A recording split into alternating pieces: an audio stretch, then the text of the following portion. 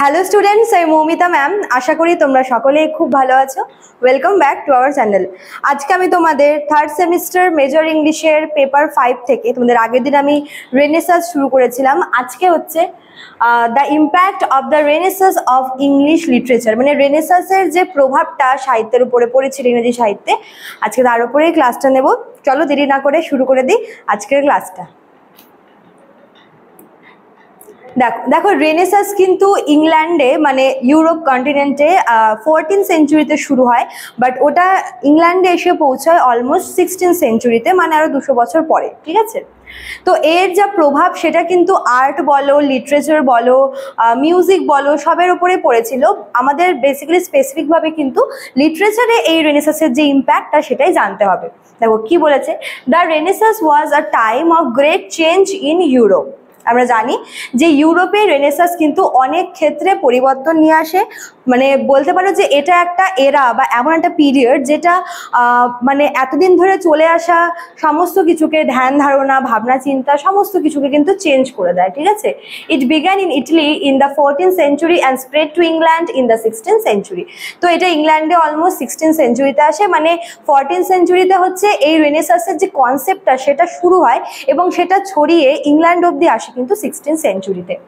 The word renaissance means rebirth, মানে নতুন করে জাগরণ বা মানে কোনো কিছুর নতুন করে জন্ম। রেনেসাসের যেটা টার্মের যে আর কি মানেটা, সেটা হচ্ছে rebirth.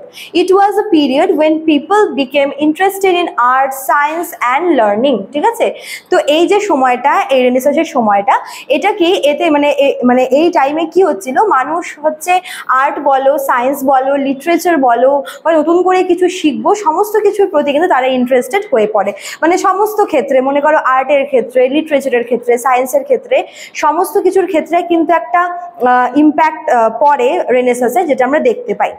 Before the Renaissance, most English literature was religious. Writers focused on God, the church and moral lesson. দেখো এই যে রেনেসাসটা, এটা শুরু হওয়ার আগে রাইটাররা কিন্তু মূল ফোকাস করতো রিলিজিয়াস টপিকগুলোর ওপরে।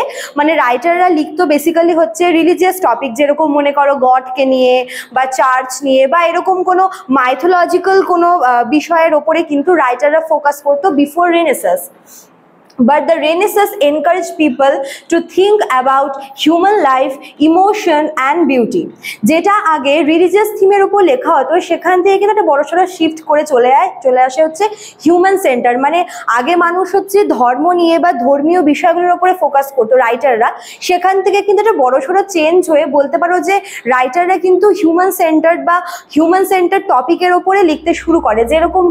যেরকম হিউম্যান লাইফ বলো, হিউম্যান ইমোশন এবং হিউম্যান বিউটি, বলতে পারো যে পুরোপুরি হিউম্যান সেন্টার্ড কিন্তু টপিকগুলো শুরু হয় লেখা। This change English literature in many ways. এবার দেখো এই যে শিফটটা, এই যে একটা বড়সড় চেঞ্জ আসলো, মানে বিফোর রেনেসাস যেখানে কিছু ক্লাসিক্যাল বলতে পারো বা মাইথোলজিক্যাল বা রিলিজিয়াস টপিকের উপরে রাইটাররা বেশি ফোকাস করতো, সেখান থেকে কিন্তু গড, তারপর হচ্ছে যে চার্চ বা মাইথোলজিক্যাল এলিমেন্টস থেকে সরাসরি শিফট করে human life, human experience, human emotion, human beauty, এরকম হিউম্যান সেন্টার টপিকের উপরে কিন্তু রাইটাররা ফোকাস করতে শুরু করে। ঠিক আছে, এবার দেখো নতুন নতুন যে আইডিয়াগুলো এই সময় আসে বা নতুন যে থিমগুলো রাইটাররা ব্যবহার করতে শুরু করে লেখাতে, সেগুলো কি কি দেখো। Writers started to explore human nature, love, ambition and individual feelings. They were influenced by Greek and Roman classic. Stories became more realistic and focused on daily and human problem.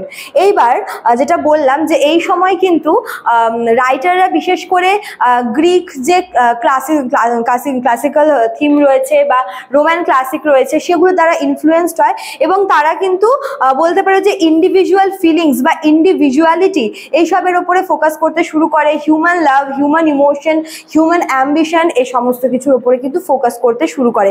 বলতে পারো যে এই সময় গল্পগুলো কিন্তু আরও অনেক বেশি রিয়ালিস্টিক হয়, কারণ এগুলো হচ্ছে মানে হিউম্যান প্রবলেম, মানুষের যে স্ট্রাগল বলো, মানুষের সাফারিং বলো, মানুষের যে ব্যক্তিগত প্রবলেমগুলো আছে জীবনে, সেগুলোর ওপর কিন্তু ফোকাস করতে শুরু করে, যার জন্য এটা রিডারদের কাছে অনেক বেশি রিয়ালিস্টিক বলে কিন্তু মনে হয়। ঠিক আছে, আচ্ছা, আর দেখো কোন কোন জিনিসগুলো এই সময় আসে এই রেনেসাঁসের সময়। Growth of drama. Drama became very popular during the English renaissance. William Shakespeare is the best example. His play showed deep understanding of human emotion and had strong character.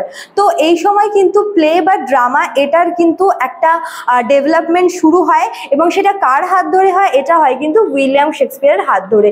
তিনি কিন্তু একজন মানে রেনেসাঁস পিরিয়ডের একজন মেজর প্লে রাইট, এবং তার হাত ধরে ড্রামা বা প্লে এটা কিন্তু নতুন একটা রূপ পায় বলতে পারো। উইলিয়াম শেক্সপিয়ারের ড্রামাগুলোতে কিন্তু হিউম্যান ইমোশনের উপরে খুব বেশি করে ফোকাস করা হয়। এছাড়াও তার যে তিনি যে ক্যারেক্টারগুলো তার গল্পের মধ্যে ব্যবহার করে থাকেন যথেষ্ট স্ট্রং, বোল্ড, এবং সেখান থেকে কিছু ইন্সপায়ারিং কিছু ক্যারেক্টার তিনি কিন্তু রাখার চেষ্টা করতেন তার ড্রামাগুলোর মধ্যে। His works are still love today. Other playwrights like Christopher Marlowe also help shape English drama. তো এই সময় আমরা দুজন প্লে রাইটের নাম জানবো। প্রথমটা তো উইলিয়াম শেক্সপিয়ার, যিনি কিনা হচ্ছে এই ড্রামাটার যে গ্রোথ বা ডেভেলপমেন্টে খুব বড় তার কন্ট্রিবিউশন ছিল, কারণ তার লেখার মধ্যে কিন্তু মানে অনেক রকমের বলতে পারো যে তিনি হিউম্যান ইমোশন বলো অথবা হিউম্যান এক্সপিরিয়েন্স তিনি শেয়ার করতেন। এছাড়াও তিনি যে ক্যারেক্টারগুলো রাখতেন যথেষ্ট তিনি স্ট্রংভাবে এবং পাওয়ারফুল ওয়েতে তিনি তার লেখাগুলোকে কিন্তু এক্সপ্রেস করতেন। এবং তার পাশাপাশি আমরা ক্রিস্টোফার মার্লোকে দেখব। ইনিও কিন্তু শেক্সপিয়ারের পাশাপাশি একজন ইম্পর্টেন্ট প্লে রাইট এই সময়কার। তিনিও তার ড্রামার মধ্যে দিয়ে বা তার ড্রামাগুলোর মাধ্যমে তিনি ইংলিশ ড্রামাকে একটা নতুন শেপ দেয়, ঠিক আছে। এছাড়াও দেখো poetry and prose. Poetry became more creative. Writers used rich language and clever ideas. Poetry কিন্তু আগে থেকে ছিল, বাট রেনেসাঁস পিরিয়ডে পোয়েট্রির যে ধরনটা, ফরম্যাটটা, এটা কিন্তু বলতে পারো যে আরও অনেক বেশি ড্রামাটিক বলো, আরও অনেক বেশি পোয়েটিক বলো, আরও অনেক বেশি ক্রিয়েটিভ হয়ে ওঠে, ঠিক আছে। এই সময় রাইটারদের মাথায় নিউ নিউ আইডিয়া আসে, তারা সেই আইডিয়াগুলোকে তাদের লেখার মাধ্যমে কিন্তু বলতে পারো যে এক্সপ্রেস করতো, তাদের লেখার মাধ্যমে তারা সেগুলোকে রিডারদের কাছে পৌঁছানোর চেষ্টা করতো। Sonnet became popular, especially those written by Shakespeare. এবং পোয়েট্রির একটা ফর্ম হচ্ছে সনেট, যেটা 14 লাইনের কবিতা, ঠিক আছে, যেটা উইলিয়াম শেক্সপিয়ার কিন্তু মানে উইলিয়াম শেক্সপিয়ারের সনেট রয়েছে, এছাড়াও পেট্রার্কানও রয়েছে। তো উইলিয়াম শেক্সপিয়ার এবং এডমান্ড স্পেন্সার এই দুজনের সনেট কিন্তু এই সময় খুব বেশি পপুলারিটি পেয়েছিল, ঠিক আছে। Prose also improved. Writers began writing essay, novel and story that people could enjoy. এবার পোয়েট্রি তো একদিকে বললামই যে পোয়েট্রির মধ্যে সনেটটা খুব বেশি পপুলারিটি পায়। পোয়েট্রির পাশাপাশি কিন্তু প্রোজ যেটা আছে, মানে প্রোজের যে বিভিন্ন ফর্ম লাইক এসে রয়েছে, দেন নোভেল রয়েছে, এছাড়াও শর্ট স্টোরি রয়েছে, এগুলোও কিন্তু খুব বেশি এই সময় লেখা, মানে এগুলোর প্রচলন শুরু হয় এই সময়, ঠিক আছে। দেন হচ্ছে printing press. The invention of the printing press made book easier to produce. More people could read literature and writers gained a wider audience. দেখো প্রিন্টিং প্রেস বা ছাপাখানা এটা তৈরি হওয়ার আগে কিন্তু খুব লিমিটেড মানুষের হাতেই বই পৌঁছতো। এবার পড়ার ইচ্ছে থাকলেও যেহেতু মানে অত বেশি বইয়ের যোগান হতো না, কারণ সব তো বই হাতে লেখা সম্ভব না। এবার যখন প্রিন্টিং প্রেসটা তৈরি হলো বা এটার যে ইনভেনশনটা, এটা কিন্তু বলতে পারে যে রাইটারদের পাশাপাশি রিডারদেরও খুব উপকারে লাগলো। তার কারণ যারা মনে করো যে যারা অ্যাকচুয়ালি বই পড়তে ভালোবাসে, যারা লিটারেচার পছন্দ করে, তারা ইজিলি সেগুলোকে অ্যাক্সেস করতে পারতো, কারণ বইয়ের যোগানটা বৃদ্ধি পায়। এই সময় যেহেতু ছাপাখানাটা আবিষ্কার হয়েছিল, যার জন্য যে রাইটার যে আছে সেও আরও অনেক মানে ওয়াইডার অডিয়েন্স কিন্তু গেইন করে। কারণ দেখো এর আগে শুধুমাত্র কিছু স্কলার মানুষরাই এগুলো পড়তো বা সেরকম মানুষরাই এফোর্ড করতে পারতো। অর্ডিনারি পিপলদের হাতে কিন্তু বই পৌঁছতো না, তারা জাস্ট শুনতো গল্পগুলোকে। বাট যখন এই প্রিন্টিং প্রেসটার ইনভেনশন হলো, তখন কিন্তু বলতে পারো যে অ্যারিস্টোক্রেটিক পিপল থেকে শুরু করে অর্ডিনারি পিপল প্রত্যেকের হাতেই বই চলে আসলো, এবং প্রত্যেকে এই লিটারেচারের প্রতি আরও বেশি ইন্টারেস্টেড হয়। এর ফলে কি রাইটার আরও অনেক বেশি অডিয়েন্স পায় আর অনেক বেশি রিডার পায়, ঠিক আছে। লাস্ট যেটা সেটা হচ্ছে humanism. Renaissance literature was inspired by humanism, ঠিক আছে। এই সময় হিউম্যানিজম বা এই যে মানবিকতাবাদ যেটা, এটাও কিন্তু এই সময় এটা রেনেসাঁসেরই একটা ফর্ম বলতে পারো। This means focusing on human achievements, emotion and reason. Humanism বলতে বোঝায় যে অ্যাকচুয়ালি মানুষের মানে হিউম্যানদের যে অ্যাচিভমেন্টটা এবং হিউম্যান ইমোশন, হিউম্যান রিজন, এই সমস্ত কিছুর ওপরে, ঠিক আছে। হিউম্যানিজমটা রাইটাররা কীভাবে ইউজ ইউজ করতো, writer celebrated life and believed humans could shape their own future. কারণ এই হিউম্যানিজমের মূল মন্ত্র এটাই ছিল যে রাইটাররা এটাই বিশ্বাস করতো যে মানুষের জীবন বা মানুষের যেটা ডেস্টিনি সেটা একমাত্র মানুষই চেঞ্জ করতে পারে বা মানুষই তৈরি করতে পারে, ঠিক আছে? মানুষ তার নিজের ফিউচার নিজেই তৈরি করতে পারে বলে রাইটাররা মনে করতো। যার উপরে কিন্তু হিউম্যানিজমটা অনেক বেশি পপুলারিটি পায় এই কারণেই, কারণ হিউম্যানিজমটা মানুষকে ইন্সপায়ার করতো নতুন কিছু করতে, নিজের লাইফে কিছু একটা ভালো কাজ করতে, নিজের লাইফের ওপর ফোকাস করতে, ঠিক আছে? তো হিউম্যানিজমটাও কিন্তু সমান তালে বলতে পারো যে এই সময় পপুলারিটি পায়। তো রেনেসাসের এই আমরা ইম্প্যাক্টগুলো দেখবো যে এই সময় ড্রামার হচ্ছে খুব বেশি ডেভেলপমেন্ট হয়, প্রোসের পাশাপাশি পোয়েট্রি, প্রিন্টিং প্রেসের ইনভেনশন অনেক বেশি হেল্প করে রিডারদের বইয়ের যোগান পেতে। এছাড়া হিউম্যানিজম তো রয়েছে, ঠিক আছে? চলো, তো এই ছিল তোমাদের আজকের ক্লাসটা। তোমরা যারা আগের দিনের ক্লাসটা দেখোনি কাইন্ডলি তোমরা দেখে নিও আগের দিনের ক্লাসটা, রেনেসাস, এবং আজকে হচ্ছে impact of Renaissance on English literature, ঠিক আছে? ক্লাসটা শেষ করার আগে তোমাদের আমি বলে রাখি, যারা আমাদের কাছে অনলাইনে পড়তে চাইছো তারা এখানে দেওয়া নাম্বার দুটোর মধ্যে কোনো একটা নাম্বারে আমাদের সঙ্গে যোগাযোগ করে নিও।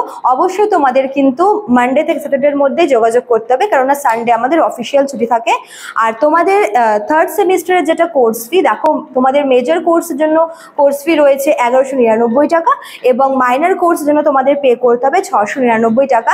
এছাড়াও তোমাদের জুনিয়র ভাই বোন অথবা তোমরা সিনিয়রদেরকেও কিন্তু রেফার করতে পারো এই বিষয়টা, ওদের কোর্স ফিও এখানে দেওয়া আছে দেখো, ফার্স্ট সেমিস্টার এবং ফিফথ সেমিস্টারে, ঠিক আছে?